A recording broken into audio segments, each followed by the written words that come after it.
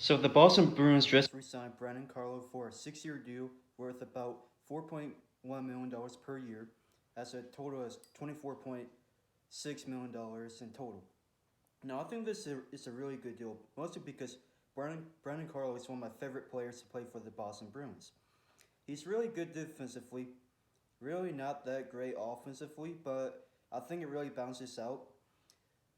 With the combo of Brandon Carlo and Charlie McAvoy on the right side, I think the Bruins have a really good core, especially if they get Charlie McAvoy to resign in a nice cheap way that they did Brandon Carlo.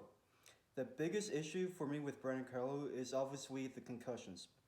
I think he had maybe 3 concussions so far, and he's only 24 years old, 25. That's a real health risk if you're for the Boston Bruins, especially since they signed him for a 6-year deal.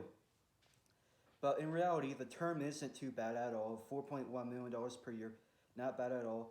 Especially if you're considering that the new deal with ESPN and Turner Network, so you can assume that the cap will be rising.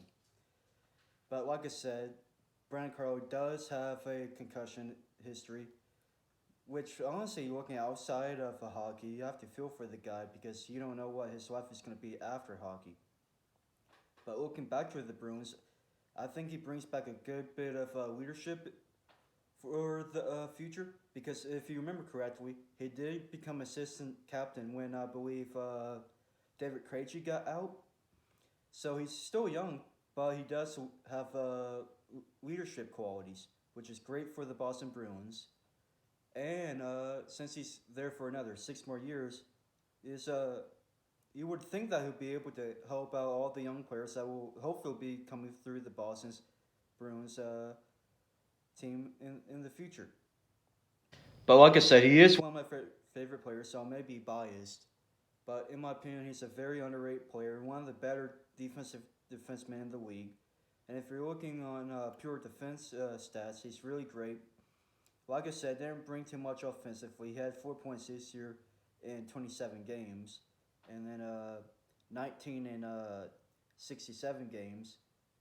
So that's about 23 points in about 94 games, which is a little over 1 year in a regular season, and about 7 goals. So yeah, offensively he's not great, but like I said before, really good defensively. Overall, I think this is a great contract if he stays healthy. And if he really doesn't work out for the Boston Bruins in the future, his contract is pretty tradable at only $4.1 million per year. And like I said, the cap may rise due to the ESPN deal and TNT deal. So, like I said before, I think this is a great contract for both Brandon Carlo and the Boston Bruins.